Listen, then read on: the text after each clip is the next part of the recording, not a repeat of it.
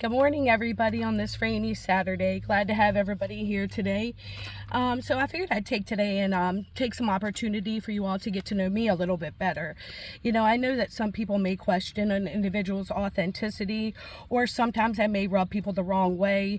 It's never ill-intended, and I try to be as authentic as I can, and just be real, because what I found is people appreciate realness more than anything else.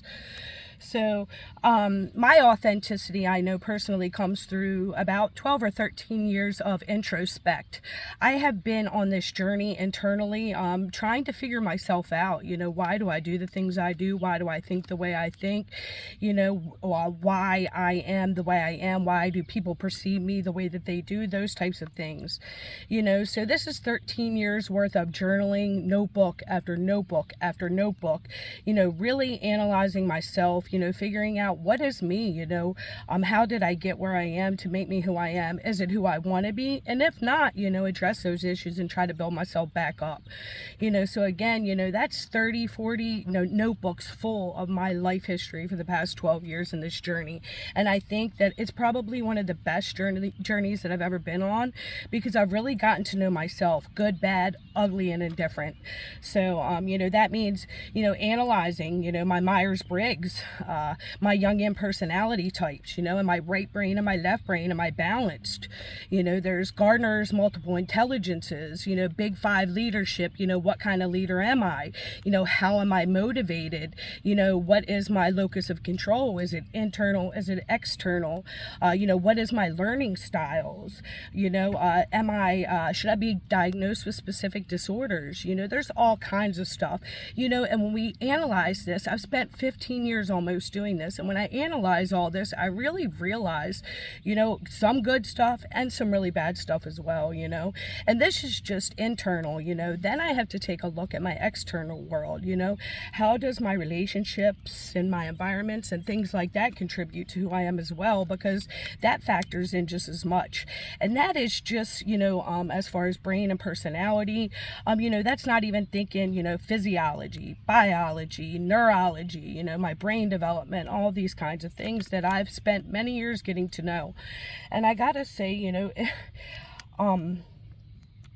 even besides all of this, I still have to look at, the whole Johari window. I'm just myself, and of course, I'm still going to see myself through my own lens. It's really hard to get to that point where you're like the witness of your own behaviors and who you are. So, the Johari window, for those of you who are not familiar with it, it is basically, it says that we have a part of us about ourselves that we're aware of, and that others are also aware of, and we would agree on that, right?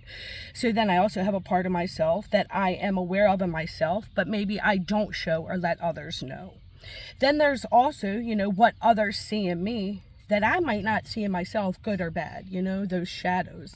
And then there's also what's not known to us and what's not known to others. So then there's the whole universe and how that factors in, and I think just spending this time and getting to know myself, it really, really has helped me realize how unique and how many variables going into making who I am, and I think when you journey that deep, you really realize that as many factors that I have within myself, every single person out here also has, a whole array of different variables and different factors that are influencing and affecting who they are. And I think that self-awareness that comes through knowing yourself internally just makes it so much more easier to come from a place of wanting to understand and really get to know others in the same regard. I think we're all just beautiful masterpieces, and I think that's just a natural and normal way to lead to authenticity.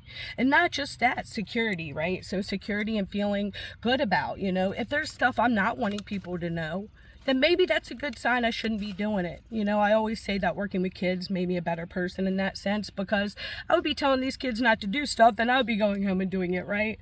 So, this is coming from a humble place, not a place that I'm perfect, and I still have shit that I'm working out on myself as well.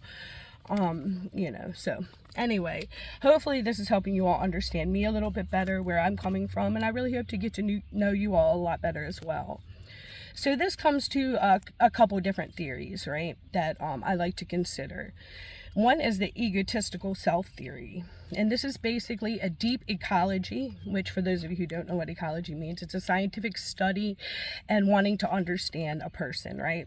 So a deep ecology that leads to self-awareness that branches out to the total universe, both cosmic and divine levels. Once you go through this process of getting to know and understand yourself and really going internally and assessing, and it's hard, believe me, sometimes facing some of this stuff that's within yourself that maybe you may be shameful or that's difficult to deal with, right? However, that will lead to the true self. True self is how a person experiences their self-identity when all artificial or self-limiting ego-related boundaries of the mind are completely opened, allowing transcendence. Pretty cool, huh? This leads to the oneness and the intimate communication with the true nature of the cosmos. And this is, I think, where people talk about manifestation and things like that. It's not something that, you think and it's just going to happen. It's really... I think a lot of people focus on other people. What are they doing? Why are they doing that? How are they affecting me? How are they this, that, and whatever, and they're not ever taking that journey inward. And I think when you take that journey inward, you really figure out what your true God-given purpose and passions are. And that really aligns you with this openness with the cosmos and the universe.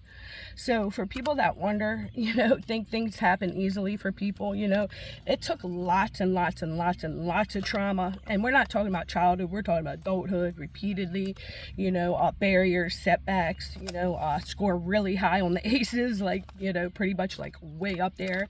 If I can do it, anybody can do it. And I tell you what, when you do, not only will you understand yourself better, but you're also going to understand everybody else better as well.